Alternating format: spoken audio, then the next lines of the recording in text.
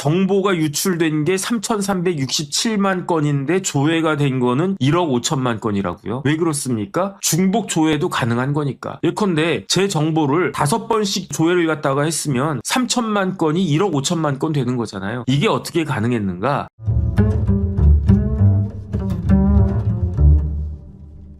그래서 저희 사무실도 지금 쿠팡 관련해서 소송을 하고 있습니다. 그래서 소장이 1차로 들어갔었고요. 그 다음에 2차 소장도 들어갔는데 저희가 소장을 내면은 원고가 소장을 내면 피고는 뭘 내느냐? 피고는 답변서를 내도록 되어 있거든요. 그래서 답변서가 왔어요. 그래서 이제 저희 사무실에 이제 직원들이 그 다음에 제 후배 변호사가 그 변호사님 답변서 왔습니다 해가지고 저한테 보내줬어요.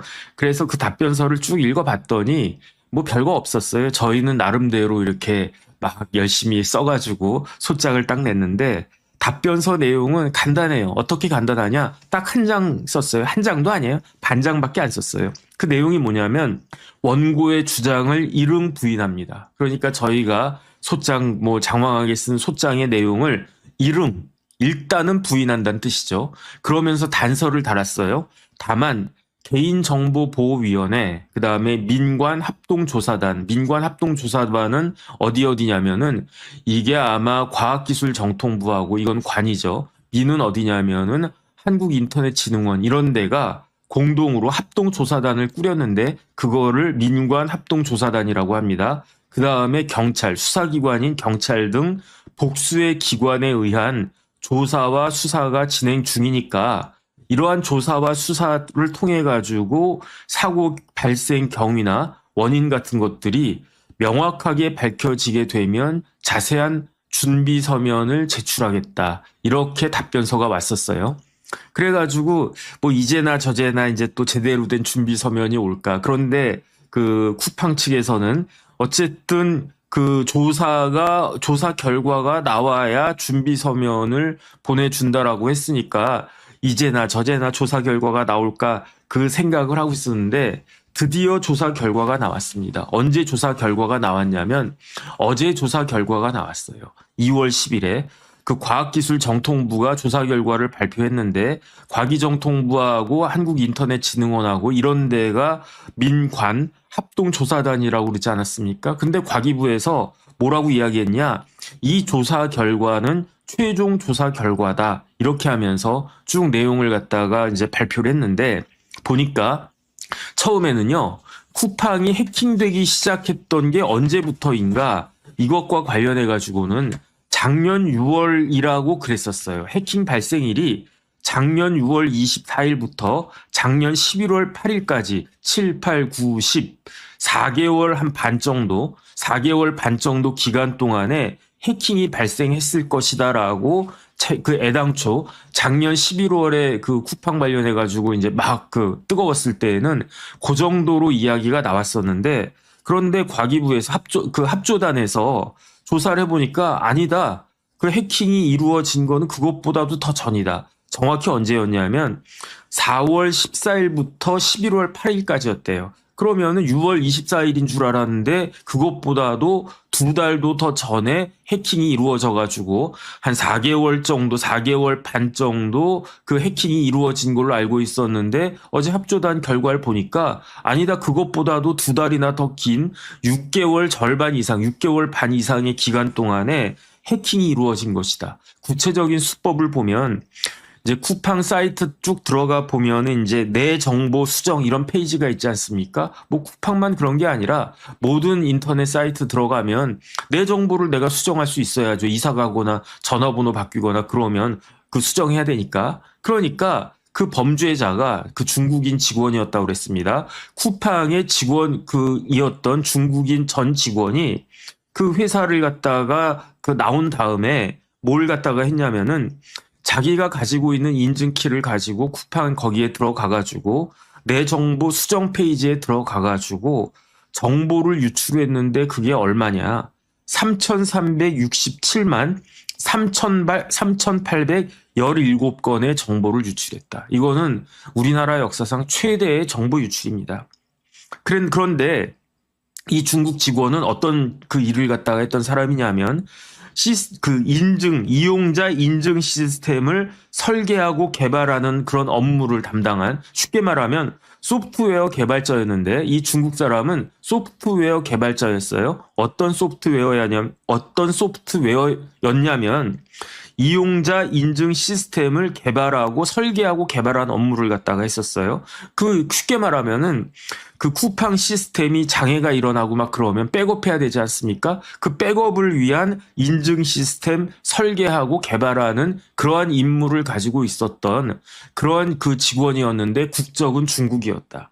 그런데 이 사람이 어떻게 했냐면은 일단은 먼저 테스트를 갖다가 했대요. 테스트를 갖다가 해가지고 이 사람이 어떻게 했냐면은 퇴사를 했는데 인증 시스템 서명키를 탈취해가지고 전자출입증을 위조하고 변조한 다음에, 그러니까 쉽게 말하면 직원이 퇴사를 했으면은 그 인증 시스템에 들어갈 수가 없었던 거 아니겠습니까? 그런데 그 퇴사를 했으면서도 인증 시스템 서명키를 그냥 훔쳐가지고 그거 가지고 뭘 만들었냐면은 전자출입증을 만들어가지고 전자출입증이 있으니까 쿠팡 시스템에 들어가는 거예요. 그러니까 쿠팡의 인증 체계를 그냥 막 들어가가지고 쿠팡 서비스에 무단 접속해가지고, 그래서 어디 들어갔느냐, 쿠팡 고객들의 포함해가지고 쿠팡 고객들의 내 정보 수정이라고 한 페이지 들어가서 자기 마음대로 그 정보를 다 긁어왔다는 거예요.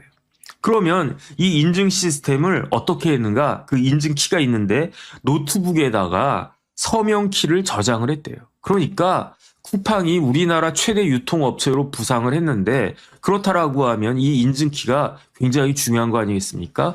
삼성전자 같은 데는요, 들어가고 나갈 때 공항 검색보다 더 강하게 검색을 갖다가 해요. 그럼 왜 그렇습니까? 이런 거 제대로 못하도록. 그런데 이 쿠팡은 직원들이 그 중요한 인증키를 자기의 개인 노트북에다가 저장할 수 있도록 허용한 건, 당연히 허용은 아닐 거고, 저장하고 있다라고 한 것을 알아차리지 못할 정도로 서명키를 관리하는 게 굉장히 허술했다. 그러니까 이거를 누가 알았겠습니까? 그 중국인 직원이, 그 중국인 소프트 엔지니어가 알았던 거예요. 그래가지고 쿠팡에서 원래대로 하면 개인 노트북에다가 인증키 저장하려고 하면 그게 다 막혀 있어야 되는데, 그렇게 하면 큰일 나야 되는데, 그게 허술했다는 이야기죠. 그러니까 이거 허술하구나, 인증 체계가 취약하구나, 이거를 그 사람이 이미 그때부터 알아가지고, 그래서 그 중국인 직원이 작년 초에 퇴사를 했는데, 퇴사하기 직전에 1월 5일부터 1월 20일까지 아예 테스트까지 했었대요. 그 기록이 남아있대요. 그래가지고 자기가 뭐 어떻게 했는지는 잘 모르겠지만 자기가 공격하는 것을, 쿠팡 시스템을 공격하는 것을 테스트한 다음에 이게 되네? 그 다음에 이게 발각이 안 되네? 그럼 나 퇴사하네? 그리고 난 다음에 내 노트북에 인증키 있지? 그 인증키 가지고 인증 시스템 들어가가지고 전자출입증 위조하고 변조하고 해가지고 쿠팡의 인증 체계를 무사히 통과한 다음에 정보를 빡빡빡 긁어 모았는데, 그 정보가 몇 건이었다? 3,367만 3,817건이었다. 그런데 이 3,367만 건을 어떻게 이걸 갖다가 다 했는가? 일일이 하면요, 이거는 하루에 만 건씩 해도 3,300일이 소요되는 거 아니겠습니까? 3,300일이면요, 10년이잖아요, 10년. 하루에 만 건씩 이걸 받아 놓는다고 해도 10년 걸릴 일인데, 이걸 어떻게 했는가? 중국은요, 로봇이 어마어마하게 발전했대요. 제가 어떤 모임 가가지고 이야기를 들었더니 세계에서 로봇이 제일 발달한 나라가 중국일 수도 있대요. 우리나라보다 훨씬 발달했대요.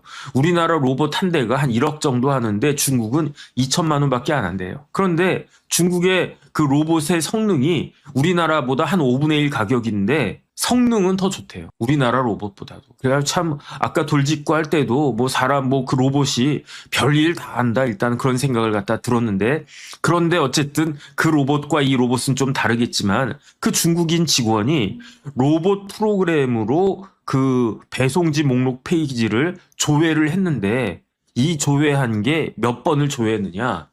1억 4,805만 회를 조회를 했대요. 그러니까 정보가 유출된 게 3,367만 건인데 조회가 된 거는 1억 5천만 건이라고요. 왜 그렇습니까? 중복 조회도 가능한 거니까. 예컨대 제 정보를 5번씩 그 조회를 갖다가 했으면 그러면 3천만 건이 1억 5천만 건 되는 거잖아요.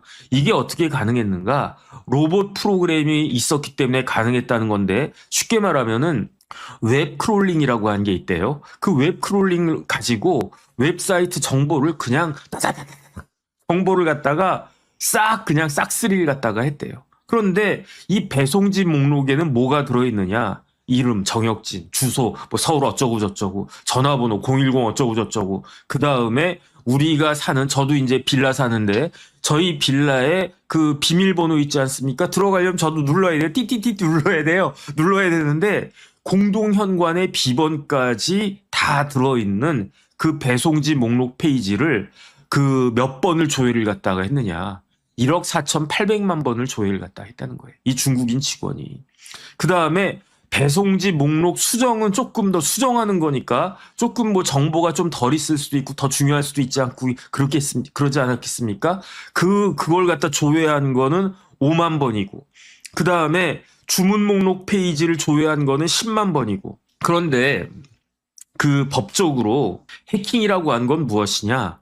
개인 정보가 담겨져 있는 페이지가 외부 공격자한테 뚫리면 그게 해킹 아니겠습니까? 그러니까 조회한 것만으로도 해킹이라고 볼 수 있고 조회한 것만으로도 정보 유출이라고 할 수 있었는데 그런데 그 쿠팡에서 지난 12월 25일에 작년 12월 25일에 뭐라고 입장문 같은 거를 발표했냐면 그때는 3천만 건이 아니라 정확히 3,367만 건 그게 아니라 3천 건이라고 그랬었어요.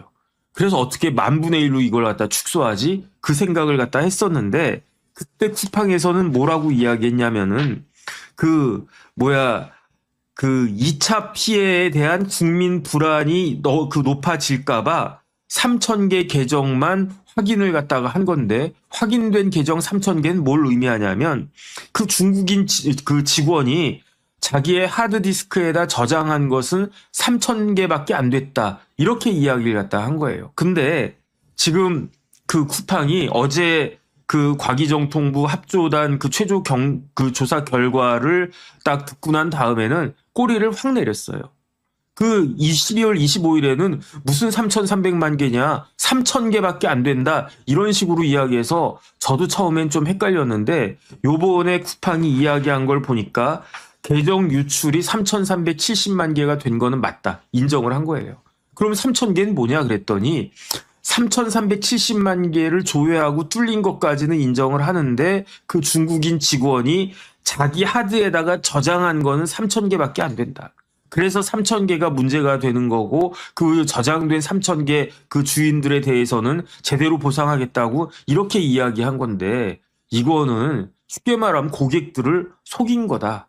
그 이야기를 갖다가 하는 거죠.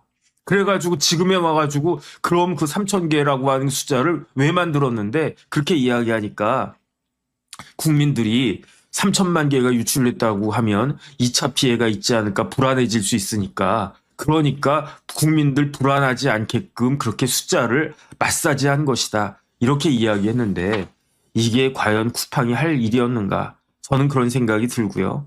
그 다음에 정확한 개인정보 유출 규모는 아마 개인정보보호위원회에서 좀 있으면 얼마 뒤에 또 추가로 발표할 거라고 그러는데 그런데 일단은 쿠팡에서 물건을 갖다가 주문할 때 뭐 저 같은 경우는 당연히 우리 집으로 제가 쓸 거니까 주문을 하지요. 하지만 뭐 제가 어떤 사람에 대해서 선물하거나 아니면 우리 부모님한테 뭐 그 생수 같은 거라도 배달시키거나 그런 일 있을 수 있지 않습니까? 그러니까 제3자 배송지 주소도 이제 그 확인이 돼야 될 텐데 이것도 무더기로 유출이 됐다는 거예요. 그러면 그렇게까지 다 따지면은 피해가 더 커질 수 있을 거고 피해가 더 커질 게 확실하고 이거는 그 어제 이야기했던 과기정통부가 아니라 이제 추후에 조만간 개인정보보호위원회에서 발표를 갖다 하게 될 것이다. 그러면 이제 합조단 결과 나왔어요. 이제 개보위에서도 결과 나오겠죠. 경찰 수사 결과도 좀 있으면 나올 겁니다. 그럼 요거 정리해가지고 답변서를 제출할 것이다. 그렇게 그 이야기를 그 하는 건데 한번 어떻게 쿠팡에서 그 답변서를 제출할지 지켜보겠습니다. 그런데 중요한 건 뭐냐면 쿠팡이 좀 전에 말씀드린 것처럼 퇴사한 직원들이 전자출입증을 위조하고 변조하는 확인 절차를 그 시스템을 갖추고 있지 않았대요. 그러니까 이건 진짜 말이 안 됩니다. 이건.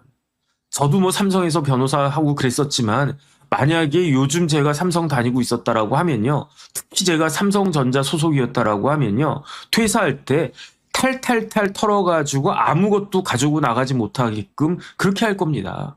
그런데 쿠팡은 그런 시스템이 전혀 없었다는 거예요. 심지어 퇴사한 사람이 기존에 자기가 쓰던 서명키를 사용할 수 있게끔 절차가 그렇게 허술하고 뚫려 있었다는 이야기인 거죠. 그러니까 오죽하면 그 중국 직원이 자기가 이제 그 퇴사하기로 마음을 먹었겠죠. 아, 나 이제 쿠팡 못 다니겠어. 그러면서 나는 이제 뭔가 다른 일을 갖다가 해야 돼. 뭘 할까? 내가 쿠팡 관련해가지고 한번 협박을 한번 해볼까? 그러면서 미리 테스트를 한 거예요. 쿠팡을 다니면서 뚫리네? 그런데 쿠팡에 내 위에 있는 보스들이 알아차리지도 못하네? 시스템에서 걸러지지 않네? 오케이. 그럼 내가 이거 그 다 가지고 나가가지고 이걸로 일단 쿠팡 정보 싹 긁은 다음에 그리고 난 다음에 이거 가지고 장난쳐야 되겠다. 쿠팡이 뭐라고 그랬다고요? 쿠팡이 그 중국 직원이 저장한 거는 3,000개밖에 안 된다고 그랬어요. 그런데 이 사람은 왜 3,000개만 저장했을까요? 3,000만 개를 조회를 했는데 왜 3,000개만 저장을 했을까요? 제가 봤을 때는요. 언제든지 10,000개든 10만 개든 100만 개든 1,000만 개든 언제든지 저장할 수 있다. 그런데 못하러 귀찮게 그 컴퓨터에다가 내 노트북에다가 못하러 저장하냐. 언제든지 내가 조회해가지고 할 수 있는데 이게 노트북이라고 쳐요. 그럼 이게 하드가 일정하지 않겠습니까? 여기에다가 3,000만 개를 저장하면 하드가 꽉 찰 거 아니에요? 귀찮게 못하러 그렇게 합니까? 그 다음에 다운받는데 뭐 시간도 걸리다? 뭐 어쨌든 번거로울 거 아니에요? 그때 필요할 때마다 들어가가지고 보고 그리고 난 다음에 활용하면 되는데 못하러 다운받냐? 저 같은 사람도 그런 생각이 딱 드는 겁니다. 거기에다가 쿠팡은요, 이거를 뚫린 걸 안 다음에 어떻게 했는가? 제대로 신고도 안 했어요. 그래가지고 이거 관련해가지고 그 과태료도 물게 생겼습니다. 그러니까 자동화된 웹 크롤링 공격 도구를 이용해가지고 정보 유출을 대규모로 한 사건이 이번 쿠팡 사건이다. 그 다음에 더 황당한 건 뭐냐면요. 뭐가 제일 황당하냐면 처음에 이게 발견된 거는 11월 6일이었어요. 그러니까 작년 11월 6일에 쿠팡에 해킹이 발생했다라고 하는 게 처음 발견된 게 11월 6일이었는데 11월 6일 오후 6시 38분이었다고 합니다. 그걸 어떻게 발견이 됐냐면 고객이 쿠팡한테 항의를 했대요. 그 고객은 쿠팡한테 왜 항의를 했느냐? 어떤 사람이 나한테 협박 문자를 보낸 거야. 협박 메일인지 문자인지를 보낸 거야. 그래가지고 여러 사람이 문자나 메일을 받았는데 그 문자나 메일의 내용이 뭐였냐면 나는 너의 정보를 알고 있다. 어떤 정보를 알고 있느냐? 나는 네가 무엇을 샀는지 알고 있다. 예컨대 저 같은 사람은 너 빵 잔뜩 샀지. 근데 뭐 빵 사는 게 그렇게 부끄러운 일은 아니지 않습니까? 근데 제가 보니까 쿠팡에서요 별별 걸 다 팔더라고요. 제가 보니까. 그러니까 좀 알려지면 조금 뭐 이렇게 낯뜨거운 그런 물건 같은 것들 있지 않겠습니까? 그런 걸 산 사람인가? 그건 모르겠는데 문자가 띡 날라왔어요. 정혁진 씨, 당신 오늘이 뭐 2월 11일이니까 그 2월 9일에 뭐 어느 사이트에서 뭐 샀지? 구매 이력. 그러니까 너 쪽팔리겠지? 그러니까 어떻게 하라고? 돈 내놓으라고. 그러니까 저 같은 사람은 쪽팔려 이걸 어떻게 알았지? 대단한 걸 쿠팡 대단한 걸 이게 누구야? 뭐 잘 모르겠는데 어쨌든 대단한 사람이 있는 걸 얼마 달라고 그러나 100만 원 내놓으세요. 그러면 고민하겠죠. 그래도 100만 원 내는 게 나을까? 쪽팔리는 게 나을까? 그래도 100만 원 내자. 이랬을 수도 있을 거예요. 피해자 있지 않았을까? 저는 그 생각이 드는데 그것까진 모르겠는데 그런데 어떤 분이 용감하게 이게 뭐야? 왜 나한테 이런 협박 문자가 날라와? 내 구매 이력을 이 사람이 어떻게 알았어? 라고 하면서 그 고객이 쿠팡한테 항의를 했고 쿠팡이 그 항의를 받고서야 비로소 어떻게 했다? 이게 우리 사이트가 우리 시스템이 해킹됐다라고 하는 거를 그제서야 알았다는 거예요. 그만큼 쿠팡이 한심하다. 그래가지고 해킹 발생한 거를 최초로 발견한 거는 11월 6일 날 처음 알았고요. 그 다음에 신고는 언제 했느냐? 11월 19일 날 했어요. 해킹 발생 사실을 알면 얼마 기간 동안에 이거를 내야 되냐면 24시간 이내에 신고해야 되거든요. 24시간 이내에 신고하지 않으면 과태료를 물게 되는데 과태료가 뭐 이렇게 크지 않습니다. 뭐 한 3천만 원까지인가 뭐 얼마인가 뭐 얼마 되지가 않아요. 얼마 되지가 않는데 이런 것들이 이제 소송 같은 거 할 때 쿠팡 입장에서는 오히려 굉장히 난감한 측면이 될 수도 있겠죠. 어쨌든 최초로 발견된 거는 11월 6일 오후 6시 38분이었는데 공식적으로 신고한 거는 11월 19일이었고 공식적으로 이런 일이 있었습니다. 고객 여러분 죄송합니다라고 발표한 거는 11월 20일이었고 이러면서 이제 쿠팡 관련해 가지고 이야기가 됐는데 그런데 12월 25일에 보도자료를 냈는데 제가 좀 전에 말씀드린 것처럼 유출자가 저장한 거는 3,000개밖에 안 되는 것입니다라고 확 규모를 줄이려고 하다가 그러다가 이제 합조단에 의해 가지고 정확하게 이게 그 조사 결과가 딱 나오니까 그러니까 이제 꼬리를 갖다가 확 내리면서 뭐 3,370만 개 계정 유출된 걸 부정하는 건 아니었습니다. 그런데 3,000개라고 이야기했던 거는요. 국민들 불안할까 봐 그거 배려해서 그런 거 이게 배려하는 겁니까? 자기 그거 숨기려고 하는 거지. 그러니까 쿠팡이 여러 가지로 시스템도 엉망이고 그다음에 대응도 엉망이고 거기에다 그 이후에 사후 처리도 문제가 많다. 어쨌든 그런 생각을 갖다가 저는 할 수밖에 없습니다. 근데 중요한 건 뭐냐면요. 그렇다고 해가지고 제가 쿠팡 망해라 이런 건 아니에요. 쿠팡이 어떤 기업이냐면 쿠팡이 예컨대 그 처음에 딱 시작했을 때 김범석 대표가 쿠팡 만들기 시작했을 때 돈을 우리나라에다가 어마어마하게 투자를 갖다가 했어요. 그래가지고 미국의 블랙락이라고 굉장히 유명한 그 펀드 회사 그 사모펀드 있지 않습니까? 그 다음에 세퀘이아 캐피탈 이런 데로부터 투자를 받아가지고 5천억 투자를 받았대요. 그 다음에 쿠팡에 투자를 제일 많이 한 사람은 누구냐? 소프트뱅크거든요. 손정희의 소프트뱅크는 4조를 갖다 투자를 했어요. 그러니까 돈 떨어졌습니다. 그럼 손정희가 또 주고 돈 떨어졌습니다. 회장님 돈 떨어졌습니다. 알았어 얼마 필요해? 2조 필요한데요. 2조 쏴주고 그랬던 거예요.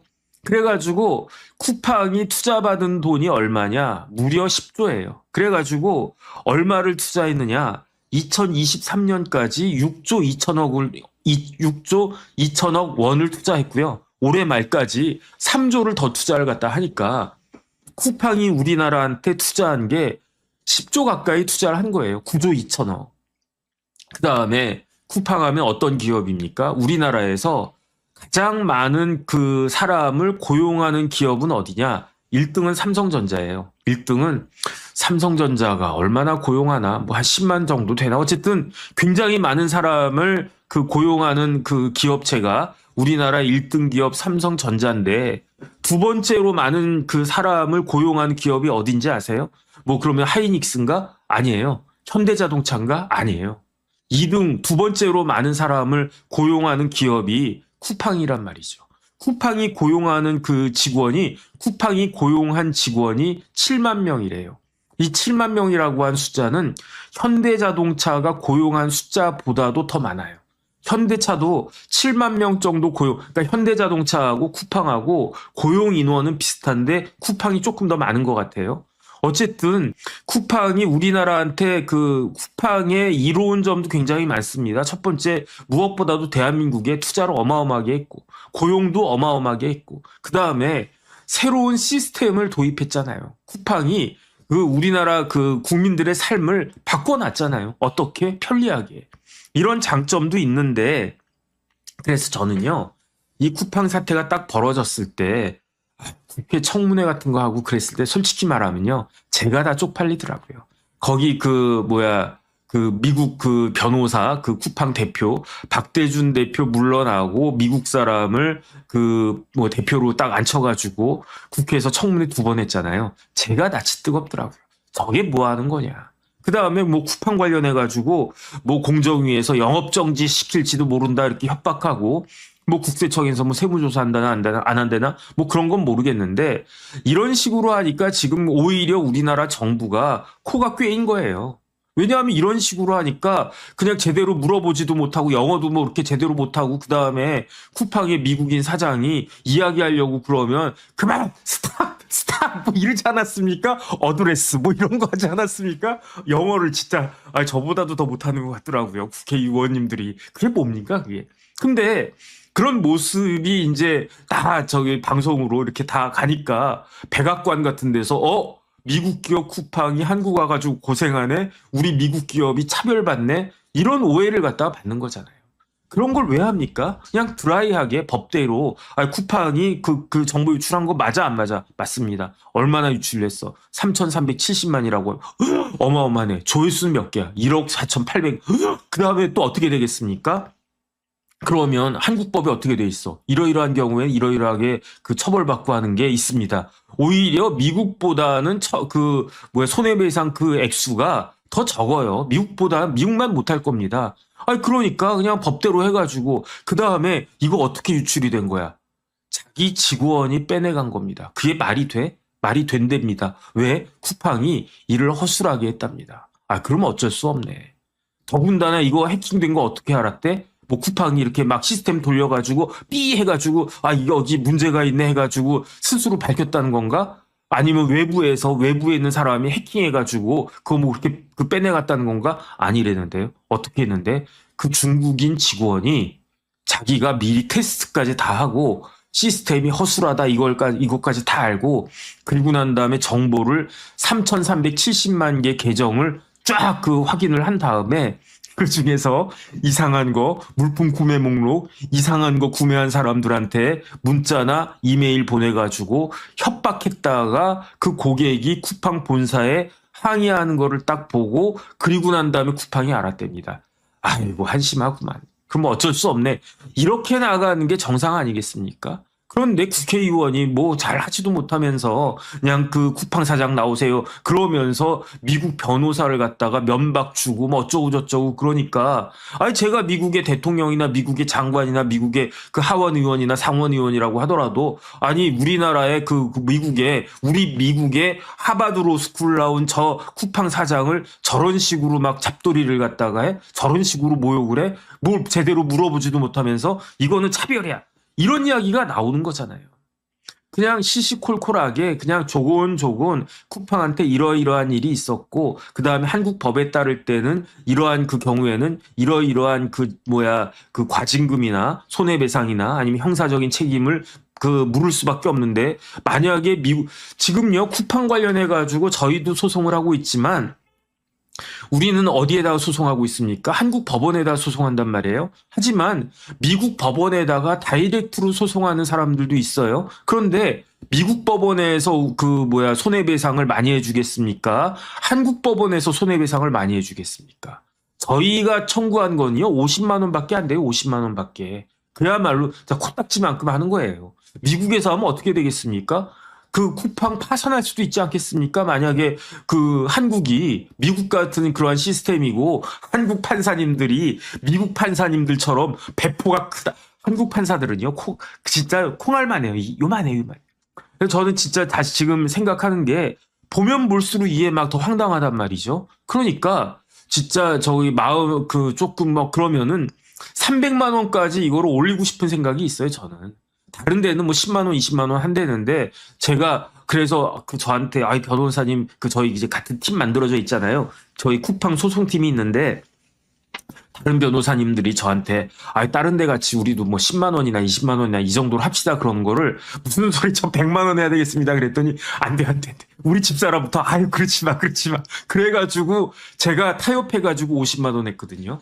저는 사실 까짓 거 한번 해봅시다 하는 사람들 몇 분만이라도 있으면 300만 원 하고 싶어요. 근데 미국 갔으면 300만 원 했겠습니까? 300만 원이라고 해봤자 2,000달러밖에 더 되겠습니까? 미국에서 소송 제기한 사람은요 훨씬 더 클 거 아니겠습니까? 그러니까 김민석 총리가 벤스 만나가지고 이런 이야기를 갖다가 조곤 해가지고 국회에서 이렇게 청문회한 건 그건 좀 그냥 정치인들이니까 그냥 넘어가고 쿠팡이 그 실수한 게 이러이러한 게 있고, 그 다음에 한국 사람들이 이렇게 해가지고 한 게 뭐가 있냐면은 그 청구한 게 그 뭐야 50만 원이면요 몇 달러입니까?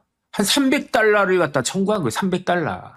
10만 원 하면요 100달러 청구한 거 100달러. 그래가지고 1인당 우리가 한국 사람들 착해가지고 벤스 부통령 한 라인으로 전화하지 마세요. 벤스 부통령 쿠팡에 그 우리나라 그 국민들이 그 뭐 소송 제기했는데 1인당 100달러밖에 안 했어. 100달러. 그럼 벤스 같은 사람도 처음에는 막 열받아가지고 쿠팡이 차별적 취급당해? 어이구 막 화가 나네 이러다가 100달러씩 한다고 그러면 아니 뭐 장난하나? 이러지 않겠습니까? 그래서 저는요.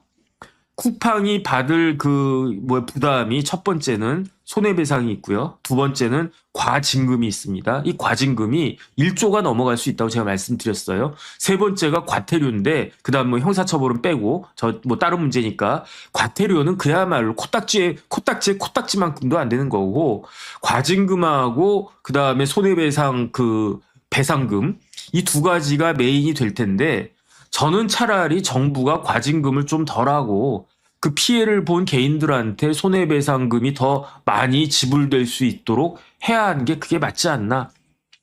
저는 개인적으로 그런 생각이 듭니다. 그 다음에 쿠팡 입장에서는 사실은 제일 문제가 되는 건 뭐냐면요. 쿠팡은 이건 진짜 반성해야 됩니다. 뭘 반성해야 되느냐. 쿠팡이 시스템을 잘 갖춰가지고 이런 일이 있을 수 없게끔 여기에다가 투자를 했었어야 됐는데 쿠팡은 어디에다가 투자를 했다? 쿠팡은 대관팀에다가 투자를 했어요. 그래서 지난 작년 12월 10일에 그 쿠팡의 박대준 대표가 그 사임을 했습니다. 쿠팡 대표는 2명 있었어요. 하나는 박대준, 한 명은 판사 출신의 강한승. 그러다가 박대준이 그 사임하고 그 로저스가 이제 지금 그 대표 역할을 갖다 하고 있죠. 근데 전 처음에는요, 12월 10일에 쿠팡의 박대준 대표가 사임을 했을 때, 그때 박대준 대표가 뭐 어쨌든 쿠팡 관련해서 무리가 심하게 일어났으니까 그러니까 내가 사임을 해야 되겠다. 그 다음에 나 같아도 도망가고 싶다. 내가 쿠팡에서 월급 받을 만큼 받았고 지금 뭐 쿠팡에서 뭐 연봉으로 해가지고 여태까지 몇 년 동안 받은 거 뭐 참치면 한 100억은 되지 않을까? 뭐 한 100억 정도 있으면 뭐 앞으로 먹고 사는데 뭐 큰 문제 없지 않을까? 그러다가 아직도 나이가 젊고 하니까 뭐 또 딴 데 가서 취직하면 되지 뭐 이런 생각으로 그 박대준 대표가 사임 형식을 빌려서 도망간 줄 알았는데 그게 아니에요. 박대준 대표가 왜 사임을 했느냐. 박대준 대표가 사임한 날짜가 12월 10일이었습니다. 2025년 12월 10일인데 그때 로컨뉴스에서 CBS 로컨뉴스 있지 않습니까? 로컨뉴스에서 기사가 나왔어요. 어떤 기사가 나왔느냐. 쿠팡 본사는 어디냐면 잠실입니다. 그래가지고 저희도 쿠팡 상대로 소송할 때 중앙지방법원에도 했지만은 잠실을 관할하는 데는 동부지방법원이니까 동부지법에다가도 그 소장을 냈단 말이에요. 근데 본사는 잠실인데 쿠팡에 뭐가 있었느냐? 비밀팀이 있었어요. 그 비밀팀이 어떤 비밀팀이 있냐면 비밀 대관팀이 있었습니다.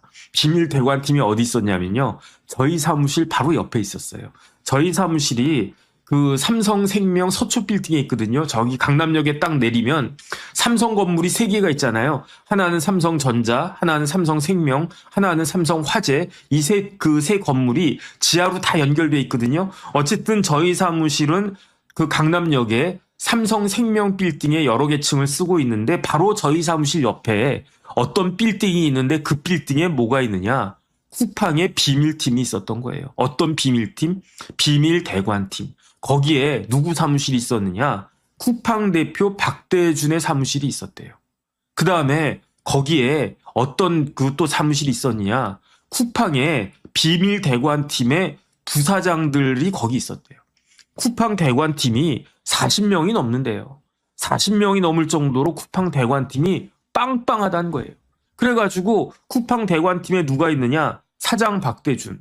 부사장은 누구냐? 정부 국회를 담당하고 있는 부사장이 있었어요. 그 사람이 누구냐면 조용우 부사장이라고 하는 사람인데 조용우 부사장은 저하고 나이가 같더라고요. 아유, 저랑 나이가 같으신데 쿠팡의 부사장도 하시고 부럽습니다. 아유, 출세하셨네. 근데 조용우 부사장은 출신이 어디 출신이냐면 기자 출신이었어요. 그래서 여러 이제 큰 메이저 그 이른바 그 레거시 미디어의 그 무슨 뭐 큰 신문사 있지 않습니까? 그다음 뭐 방송사 이런데 여기서 이제 기자를 쭉 하다가 그러다가 문재인 대통령 때 청와대 들어갔어요. 청와대 들어가가지고 뭘 했냐면 청와대에 국정기록 비서관을 했었어요. 그 조용우 그 부사장이. 그리고 난 다음에 가장 최근에 쿠팡에 조인하기 전에는 뭘 했었냐면 조국혁신당의 대표 비서실장을 했어요. 그 다음에 조국혁신당의 핵심적인 역할을 했던 사람이 조용우 부사장인데 조국 대표의 비서실장을 하고 조국혁신당의 정무실장을 하고 이런 사람을 쿠팡에서 눈여겨보고 있다가 조용우 씨, 조용우 실장님 어떤 사람이다? 기자 출신으로 유명한 기자 출신이야. 그 다음에 청와대에도 있었어. 그 다음에 조국혁신당에도 있었어. 거기에 조국의 최측근이야. 그러면 뭐 조국당은 뭐 거의 뭐 민주당 반민주당 아니겠습니까? 그렇게 생각을 했겠죠. 그럼 이 사람 쓸모가 있겠네. 그래가지고 전화 딱 해가지고 조 실장님 저 쿠팡인데요. 쿠팡이요? 저 아직 뭐 시킨 거 없는데요. 뭐 배송 같은 거 쿠팡 이츠 같은 거 배달 뭐 그 시킨 거 없는데 그게 아니고 여기 쿠팡인데 좀 들어와서 일 좀 해주시겠습니까? 그러면 저 같으면 당장 한다 당장. 진짜 저 쿠팡에서 불러주시면요. 몰라 안 해가지고 그냥 당장 들어간다. 죄송합니다. 저희 사무실에 맡겨주신 분들 계신데 어쨌든 죄송할 것 같습니다. 어쨌든 전화가 안 올 테니까. 그래가지고 그 조용우 씨가 쿠팡의 부사장으로 가가지고 박대준 밑에 넘버 2로 정부와 국회 관련된 대관 업무를 총괄했다는 거예요. 그 다음에 쿠팡에서 박대준 대표가 누구 만났습니까? 김병기 대표 만났었잖아요. 왜 김병기 대표를 만났습니까? 김병기 대표의 보좌관들이 어디 있었다? 쿠팡에 있었다. 쿠팡에서 김병기 원내대표 보좌관을 왜 그 쿠팡에 대관 담당 임원으로 뽑았겠습니까? 실수한 거지. 몰랐던 거지. 그냥 그 보좌관들이 저 변호사인데요. 김병기 의원 아시죠? 알지. 김병기 의원 지금 뭔지 아시죠? 알지. 원내대표 되셨잖아. 제가 거기 보좌관 오래 했었단 말이에요. 그러니까 제가 그 여당의 원내대표 보좌관 출신이니까 대관 업무 좀 제가 잘할 수 있을 거. 그럴 것 같네. 그래가지고 박대준 대표가 뽑았다는 거 아니었겠습니까? 그런데 진짜 아닌 그 하늘에 그 날벼락 같이 그 김병기 대표가 만나자고 하네. 그래가지고 속으로는 박대준 대표가 기분이가 좋았겠죠. 드디어 올 게 왔구나. 그러면서 이번에는 그 김병기 대표한테 이것도 부탁하고 이것도 부탁하고 이것도 부탁해야지. 그러지 않았겠습니까? 그런데 김병기 대표 그 비싼 여의도에 무슨 호텔이라고 그랬죠? 제가 가보지도 못한 뭐 한 끼에 뭐 20몇만 원인가 얼마짜리 아주 비싼 집에 딱 가가지고 밥을 먹다가 체할 뻔했다는 거잖아. 박대준이. 왜? 김병기 원내대표가 가방에서 뭐 이걸 주섬주섬 꺼내가지고 딱 주길래 우리 그 쿠팡 상무 칭찬하는 건가 봤더니 이걸 갖다 딱 봤더니 이 사람이 이런 사람이야. 당신 이것도 모르고 뽑았어? 그래가지고 박대준 대표가 고민했다는 거 아니겠습니까? 못 들은 걸로 할래. 난 모르겠어. 내가 왜 이랬을까? 도대체 내가 왜 이랬을까? 이랬다는 거 아니었겠습니까? 그러다가 결국은 그 사람 정리할 수밖에 없었고, 그러니까 밥그릇이 날아간 그 사람들이 앙심을 품을 수밖에 없었고. 근데 이제 말이 길어졌는데 그때 김병기 원내대표를 같이 만났던 사람이 누구냐? 박대준 대표와 같이 김병기 원내대표를 만났던 사람은 누구냐? 그 사람은요, 이름이 민병기래요. 그러니까 이름이 똑같아. 병기야, 병기. 한 명은 이재명의 비밀병기고, 이분은 쿠팡이 김범석의 비밀병기인가? 잘 모르겠습니다. 근데 이분도 부사장인데, 민병기 부사장님은 대외 협력을 총괄했던 분이래요. 근데 이분도 저하고 그게 관련이 있어요. 왜냐하면 아까 조용우 부사장님은 저하고 관련성이 있는 게 저랑 나이가 같다고 그랬죠. 67년생. 그 민병기 부사장님도 저하고 이렇게 연줄이 있네. 어떤 연줄이 있느냐. 민병기 부사장은 삼성전자에서 대관 업무를 하던 사람이래요. 삼성전자 상무 정도 하다가 그러다가 쿠팡에 스카웃 됐겠지. 삼성이 뭐 일 깔끔하게 한다며. 그러면은 그 민상무 저희 우리 와가지고 쿠팡 와가지고 직급 쫙 올려줄 테니까 부사장으로 올려줄 테니까 우리 쿠팡 위해서 열심히 일 좀 해주세요. 그래가지고 쿠팡 대관팀이 강남역에 빌딩 하나를 딱 정했는데 그 빌딩에 뭐가 있다? 쿠팡이라고 붙어 있다? 안 붙어 있대요. 간판이 없대요. 그 다음에 어쨌든 어찌어찌 알고 그 빌딩에 딱 들어갔어요. 그러면 디렉토리가 딱 있지 않습니까? 예컨대 저희 삼성생명 서초 빌딩에 딱 오시면 서초 사옥에 딱 오시면은 17층 해가지고 법무법인 동인 뭐 18층 법무법인 동인 뭐 리셉션은 17층입니다. 뭐 19층 그리고 그다음 뭐 15층도 있나? 어쨌든 그 디렉토리가 쫙 나오잖아요. 몇 층에는 뭐가 있고 몇 층에는 뭐가 있고. 아니 저희 사무실도 가면요. 몇 층부터 몇 층까지는 삼성생명입니다. 17층부터 뭐 18층, 19층까지는 그 법무법인 동인입니다. 다 안내가 되어 있잖아요. 그런데 그 빌딩에는요. 아무것도 없대요. 외벽에 쿠팡이란 말도 붙어 있지 않고 그 빌딩에 몇 층에 뭐가 있는지 아무것도 붙어 있지 않는데 들어가 보면 그 안에 어떤 사무실이 있다? 사장님 사무실이 있다. 박대준 사장님. 부사장 사무실이 있다. 조용훈 부사장, 그 다음에 민병기 부사장. 그 다음에 대관팀이 40명이 넘는데 다 어디 출신입니까? 뭐 국회 출신. 어디 출신입니까? 뭐 공정위 출신.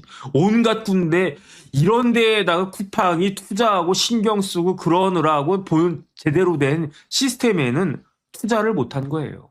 그러면 여기에 대해서 책임을 지는 것은 당연하지 않겠는가. 저는 그런 생각이 들고요. 그 다음에 이미 쿠팡은 뭐가 됐는가? 공룡이 됐어요. 왜 쿠팡이 공룡이 됐는가? 2012년에 법이 개정이 됐어요. 그 법 개정할 때 적극적으로 나섰던 사람이 누구였느냐? 우원식 의원이었습니다. 우원식 의원 지금 뭡니까? 국회의장이에요. 국회의장님 우원식 의원이 2012년이면 벌써 14년 전이잖아요. 14년 전에 이거는 있을 수가 없습니다 해가지고 법을 개정해야 됩니다라고 해가지고 그때 우원식 의원이 뭐였냐면 민주당의 을지로위원회라고 있어요. 을지로. 갑지로가 아니라 을지로위원회가 있는데 그 을지로위원회 초대위원장이 우원식이었단 말이에요. 그러니까 을들을 보호해야 된다. 을들을 보호하기 뭘 보호합니까? 지금 그 민주당이 그 여당이 됐는데 이렇게 뭐 여기저기 이렇게 뭐 누구도 그렇고 이렇게 어려움 당한 사람들 뭐 제대로 쳐다보기나 합니까? 어쨌든 을지로위원회 위원장 출신의 우원식 의원이 법을 개정해가지고 그 규정을 하나 만들었는데 개정된 법이 어떤 법이냐면요. 유통산업발전법이라고 있어요. 우리나라에 유통산업, 결국 쉽게 말하면 뭐 이렇게 마트 같은 거죠. 이 유통산업을 발전시켜야 된다라고 해서 유통산업발전법이라고 한 게 있는데 12조가 있었어요. 12조 다음에 12조의 2를 만들었어요. 12조의 2가 어떤 내용이냐면 대규모 점포 등에 대한 영업시간의 제한 등이라는 제목으로 규정이 쭈루룩 만들어졌는데 이 그 유통산업발전법을 개정하게끔 적극적으로 추진했던 사람이 누구냐? 우원식 의원이었어요. 을지로위원회 위원장인. 그러면 이야기만 딱 들어도 알겠죠? 대규모 점포.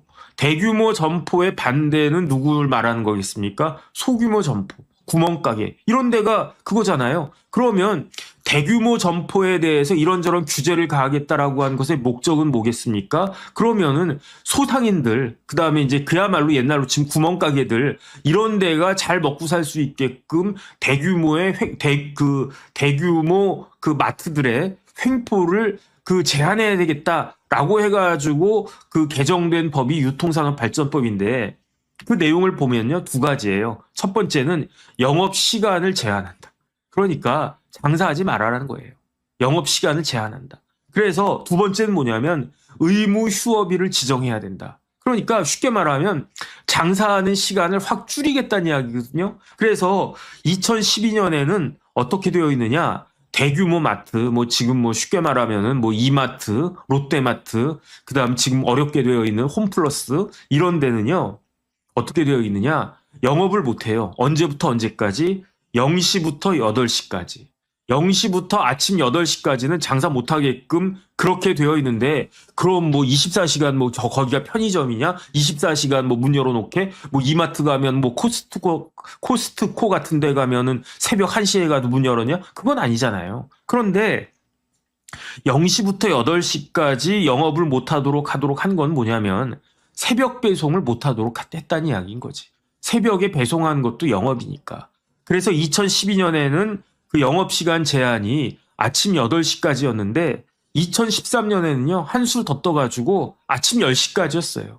그러니까 쉽게 말하면은 그 대형마트 입장에서는 차 떼고 포 떼고가 아니라 뭐 차까지는 아니더라도 마가 아니라면 뭐 상이라도 떨어지는 거 아니겠습니까? 그렇게 그 다리에다가 모래주머니를 딱 그 채운 게 그게 유통산업발전법이었는데, 그다음 두 번째로 의무 휴업일을 지정해야 돼요. 어떻게 되어 있냐면 매월 한 달에 2번을 의무 휴업일로 지정할 수 있다가 아니라 지정하여야 한다, 이렇게 되어 있어요.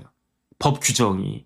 근데 원칙은 뭐냐면은 공휴일 날 해야 된다. 그러면 마트에 언제 많이 갑니까? 공휴일 날 많이 가잖아요. 그런데 공휴일 날은 영업하면 안 돼. 공휴일 날은 어디 가야 돼? 재래시장 가야 돼. 공휴일 날 어떻게 가야 돼? 옆에 있는 그냥 그 일반 가게 가야 돼. 이렇게 이야기를 했는데, 그러니까 이런 식으로 제한된 게 벌써 14년 됐단 말이에요. 2012년부터니까.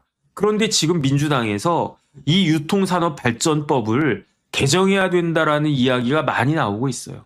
그거 주고 병 주고 약 주고 하는 건가? 그래서 개정을 하는데 어떻게 개정을 갖다가 하느냐? 새벽 배송이 가능하도록. 왜 그런가?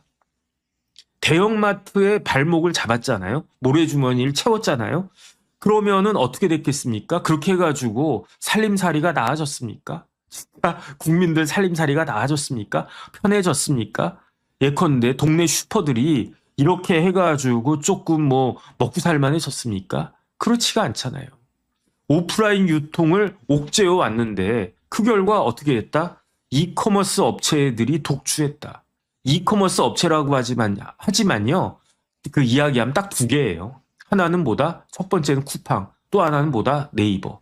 쿠팡이 큽니까? 네이버가 큽니까? 쿠팡이 훨씬 크겠지. 그러니까 이마트, 롯데마트, 그 다음에 홈플러스 이런 데를 꽉 그냥 그 뒷짐지게 다리를 갖다 꽉 잡고 있는 동안에 우리나라 소상인들이 그 동네 슈퍼가 그냥 이렇게 쫙쫙쫙 더 득을 본 게 아니라 누가 득을 받느냐? 쿠팡이 득을 본 거 아니겠습니까? 그러니까 학자들이 뭐라고 이야기하냐면 이거야말로 낡은 규제이고, 이 낡은 규제를 통해 가지고 온라인 플랫폼 독점 구조가 고착화됐다. 그래서 지금 쿠팡이요. 뭐라고 이야기합니까? 탈팡했습니까? 조국 대표 탈팡했다라고 했는데 탈팡이 됐습니까? 탈팡 안 하지. 왜 탈팡을 안 합니까? 자기가 비서실장이 조용우 부사장이 쿠팡의 부사장인데 무슨 탈팡이야. 탈팡한다고 그랬을 때 아마 조용우 부사장이 조국 대표한테 전화하지 않았겠습니까? 아, 대표님, 왜? 같은 조씨네. 조용우하고 조국하고. 저 조용우입니다. 왜? 전화 왜 했어요? 아니, 탈팡하시면 어떡합니까? 제가 쿠팡에 있는데. 제가 부사장 아니겠습니까? 제가 대관 업무 총괄하고 있는데. 조국 대표님 그렇게 하시면 어떡합니까? 그래? 그래, 아닌 게 아니라 탈팡하니까 좀 불편하더라.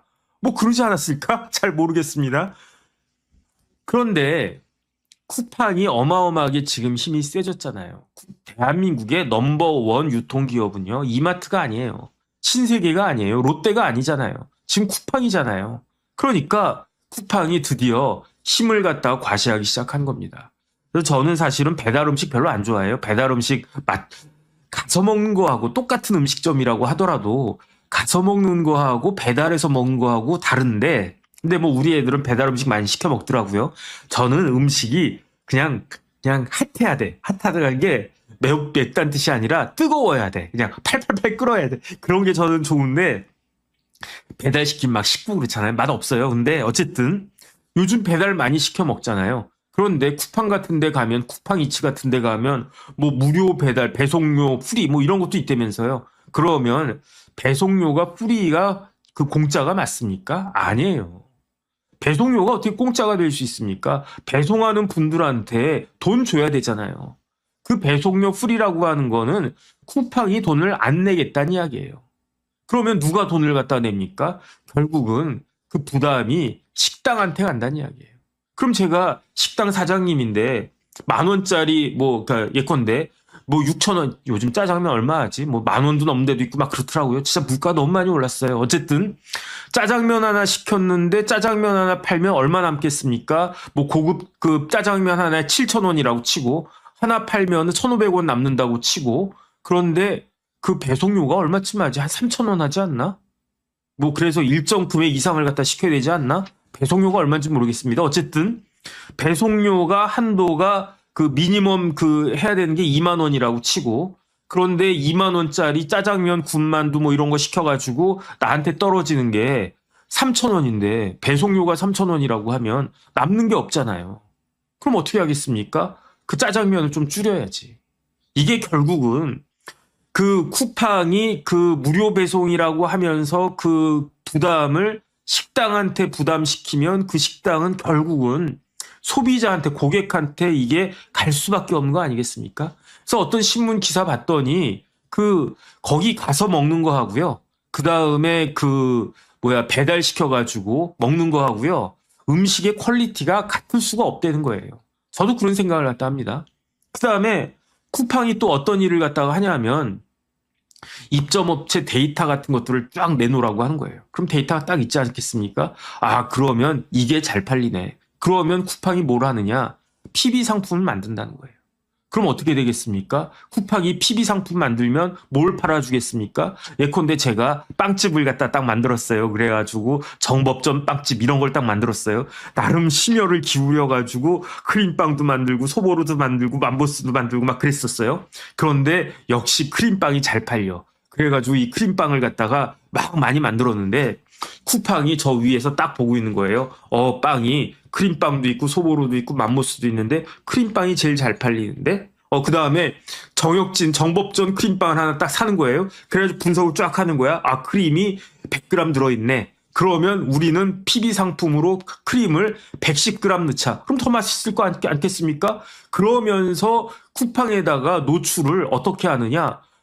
자기 쿠팡의 PB 상품을 노출 팍팍팍 시키는 거예요. 그럼 어떻게 합니까? 제 노하우 다 뺏기고 나는 팔리지도 않고, 이런 일이 뇌피셜이 아니라 실질적으로 일어났던 거고, 이런 것 때문에 공정거래위원회에서 과징금 1,000억 넘게 쿠팡이 두들겨 맞았다고 제가 말씀드렸죠. 그러니까 쿠팡이 그런 거를 해소하려고 하는 것보다도 어떻게 했습니까? 공정위 직원들 대관팀에 박아놨잖아요. 이런 일이 지금 벌어지고 있는 겁니다. 지금 소상공인 동네 슈퍼를 위협하는 건요, 10년 전에는 대형마트였을 거예요. 맞을 거예요, 그게. 이마트, 롯데마트 이런 데가 그랬을 거예요. 지금은 골목 상권이나 그야말로 슈퍼나 동네 슈퍼를 위협하는 건요, 이마트 이런 데가 아니에요. 어딥니까? 쿠팡이라고요. 이커머스라고요. 그 다음에 제일 무서운 건 뭐냐면, 여태까지 이마트나 롯데마트나 그런 것들은 물건을 팔았어요. 이런 물건을 갖다가 팔았어요. 이 물건을 판 것에 대한 자세한 기록이 빅데이터가 남았습니까? 그렇지 않았을 거라고요. 제가 가가지고 이마트 가가지고 물건을 갖다가 샀는데 이것저것 샀는데 카드를 딱 내면 이 카드 주인은 정혁진이고 이 사람이 맘모스빵 같은 거 많이 사더라. 이런 것들이 이렇게 딱 되어 있겠지만 쿠팡이 얻을 수 있는 빅데이터는 훨씬 더 쉽고 훨씬 더 광범위하잖아요. 쿠팡이 얻은 그건 뭡니까? 정혁진이라고 하는 사람이 이거를 맘모스빵 같은 것들을 잔뜩 사 먹더라. 요 정도까지는 알 수 있을지 몰라도 쿠팡은 뭘 알 수 있습니까? 첫 번째, 이름. 두 번째, 주소. 세 번째, 전화번호. 그 다음에 구매 이력. 다섯 번째, 비밀번호. 다 할 수 있잖아요. 그러니까 그러면서 이제 문자나 이런 걸로 그냥 계속 이걸 갖다 보내는 거죠. 그러니까 쿠팡은 단순한 유통업체가 아니에요. 제가 봤을 때. 쿠팡은 단순한 유통업체가 아니라 우리의 의식을 갖다가 그게 파스칼인가? 그렇게 이야기했잖아요. 나는 생각한다, 고로 존재한다. 지금 생각이 바뀌었어요. 어떻게 바뀌었느냐? 나는 소비한다, 고로 존재한다. 이거 아니겠습니까? 내가 무엇을 먹는지가 나를 규정한다. 그거를 나보다도 더 잘하는 사람이 누가 되겠는가?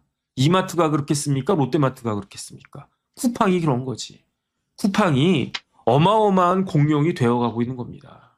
그런데 지금 쿠팡이 어마어마한 캐파를 딱 가지고 있어요. 우리가 편해진 건 사실이지만 모든 사람은요, 권력이 있으면 그거 쓰고 싶다고요. 이게 어느 정도 일정 정도 그게 넘어가게 되면 쿠팡이 우리를 지배한 날이 오지 않는다라고 누가 생각할 수 있겠습니까? 그래서 어쨌든 저는 개인적으로 쿠팡이 견제가 되어야 된다라는 그런 생각이 들고요.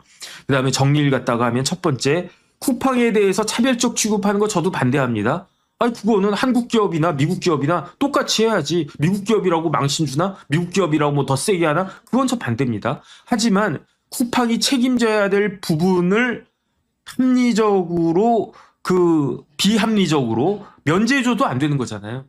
저는 개인적으로 그렇게 생각합니다. 아니 만약에 쿠팡이 아니라 이마트가 이런 정보 유출 같은 게 이마트한테 나왔다. 마찬가지로 저는 손해배상 청구할 거고요. 그다음 마찬가지로 과징금 때려줘야 된다고 생각을 할 거고요. 저도 똑같이 생각을 하는데, 그러니까 미국이 아무리 압력을 한다고 하더라도 정당한 책임은 부담해야 된다. 그런 생각이 들고, 그다음에 쿠팡이 독점 기업이 되어 가고 있는데 이거는 막아야 된다. 이거를 막는 게 우리 국민들한테 훨씬 더 중요하지 않겠는가. 저는 개인적으로 그런 생각이 듭니다.